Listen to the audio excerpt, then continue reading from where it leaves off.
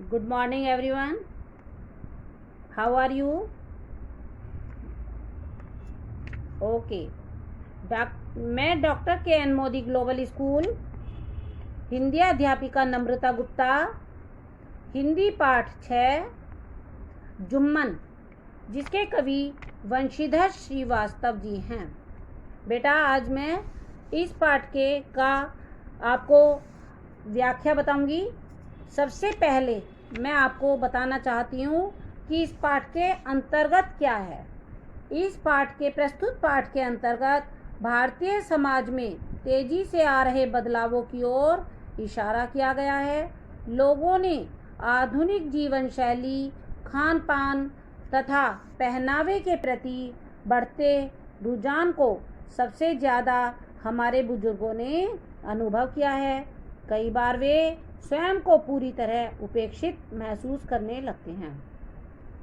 तो जैसा कि बताया गया है कि जो पहले कैसा हमारा खान पहन था और कैसे हम एक दूसरे से मिलजुल कर रहते थे, लेकिन अब आजकल जो है हम सब हमारा खान पहन भी बदल गया है और खाना पीना और पहनावा सब कुछ चेंज आ गए हैं, बदलाव आ गए हैं।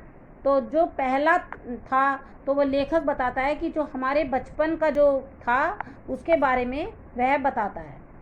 तो जुम्मन को जब मैंने पहली बार देखा तब मैं कुल 7 वर्ष का था।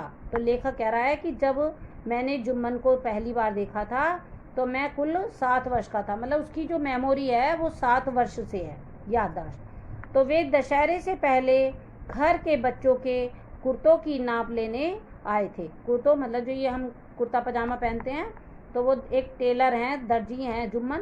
तो वो दशहरे पर सबके कपड़े नए बनते हैं।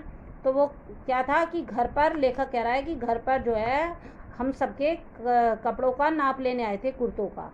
तो जुम्मन इसके पहले भी अवश्य आए होंगे। लेखक कह रहा है कि पहले भी आते होंगे, लेकिन मुझे 7 वर्ष का था तब से मुझे याददाश्त है। मुझे स्मरण मतलब मुझे याद नहीं है।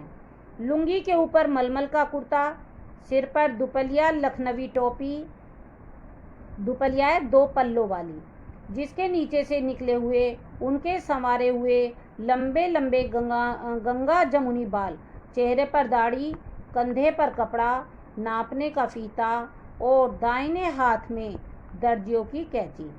जुम्मन का यह रूप मेरे मन में आज भी स्पष्ट है, तनिक भी धूमिल नहीं पड़ा।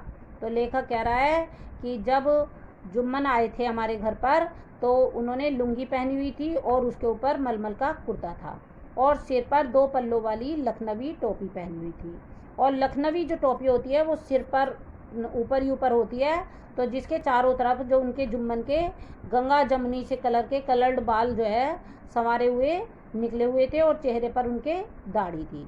और कंधे पर कपड़ा नापने का एक फीता होता है जिसे इंची टेप बोलते हैं, वो था। और हाथ में दर्जियों वाली कैंची थी।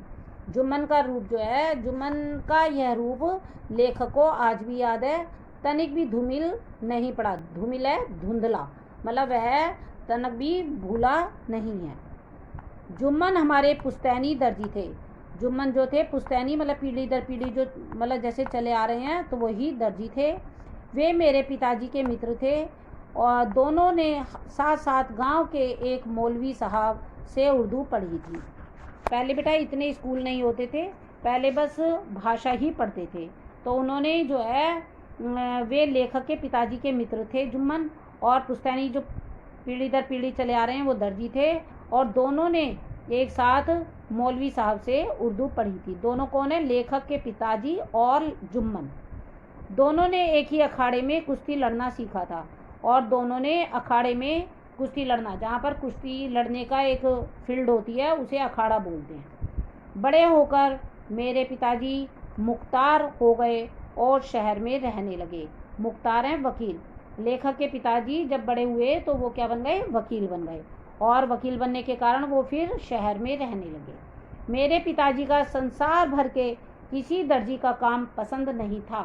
मतलब जो लेखक के पिताजी थे उनको बस जुम्मन के हाथ के ही कपड़े पसंद आते थे और किसी दर्जी के पसंद नहीं आते थे।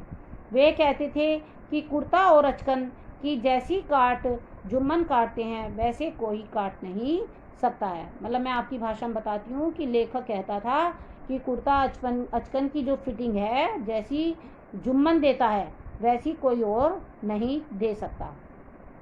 उनकी सिलाई इतनी मजबूत होती है कि चाहे कपड़ा तार तार हो जाए पर मजाल क्या कि सिलाई कहीं से उधड़ जाए। मतलब लेखक बता रहा है कि उनके पिताजी कहते थे कि सिलाई इतनी मजबूत होती थी कि चाहे कपड़ा कितना भी घिस जाए लेकिन सिलाई जो है कहीं से उधड़ती नहीं थी। मतलब इतने धागे, मजबूत धागे से वो सिलाई करते थे। जुम्मन भी गर्व से कहा करते थे, 7 पीढ़ियों से मेरे यहाँ दर्जी का धंधा हो रहा है बाबू। कपड़ा फटने से पहले यदि सिलाई उधड़ जाए तो मैं अपना हाथ कटा दूँ।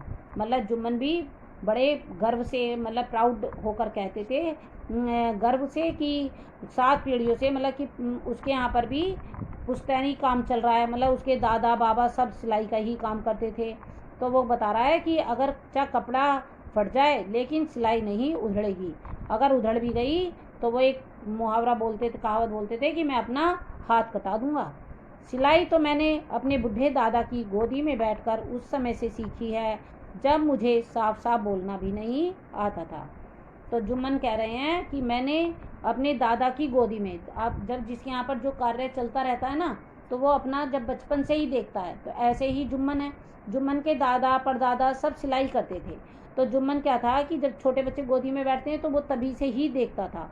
तो जुम्मन यही बात कहता है कि मैंने अपने दादा की गोदी में बैठकर सिलाई सीखी है जबकि मुझे जब साफ साफ बोलना भी नहीं आता था। मतलब कि जुम्मन जो है बचपन से ही सिलाई का काम देखते थे। अब इसमें क्वेश्चन आ रहा है, प्रश्न कि जुम्मन ने सिलाई किससे सीखी थी। तो जुम्मन ने अपने दादा से, बूढ़े दादा की गोदी में बैठकर सिलाई सीखी थी। जुम्मन यूँ तो 12 महीने काम करते थे, मगर दशहरा, होली और ईद के पहले इतना अधिक काम हो जाता था कि उन्हें सांस लेने का भी अवकाश नहीं मिलता था। अवकाश, छुट्टी। मतलब जुम्मन जो है, वैसे तो दर्जी थे भाई, 12 महीने काम आता है। जैसा कि आपको पता है जब कोई त्यौहार आता है तो उस पर सब नए कपड़े बनवाते हैं, तो इसलिए दशहरा, होली, ईद, मतलब उस पर जो है इतना काम आ जाता था कि जुम्मन को सांस, मतलब फुर्सत नहीं थी जरा भी। जुम्मन के 2 बड़े लड़के थे, वे दोनों भी साथ साथ काम करते थे पर कपड़ों का ढेर समाप्त होने को नहीं आता था। मतलब जुम्मन जो था उसके लड़के भी दो लड़के थे और वह बड़े थे और जुम्मन के साथ ही वो काम करते थे, सिलाई करते थे। और लेकिन कपड़े इतने अत्यधिक आते थे कि वो समाप्त, मतलब कम होने का नाम ही नहीं लेते थे। लेकिन काम कम हो या अधिक, जुम्मन को कभी किसी ने काम जल्दी करते नहीं देखा। मतलब लेखक बता रहा है कि कितना भी काम हो, चाहे कम हो या ज़्यादा हो, लेकिन जुम्मन जो है मतलब फुर्सत से काम करता था, मतलब लगन होकर, मगन होकर काम करता था। कभी भी उल्टा सीधा काम नहीं करता था। वह जो है काम आराम से करता था और अच्छा करता था। कपड़ों के ढेर में बैठे हुए सामने फैले हुए कपड़े घर पर वे उसी सावधानी से के साथ कैंची चलाते थे। मतलब जो कपड़े थे उसे सावधानी से वे काटते थे, जैसे कुशल चित्रकार अपने सर्वोत्तम चित्र पर तुलिका से रंग भरता है। तुलिका है रंग भरने का ब्रुश। मतलब जो चित्रकार होता है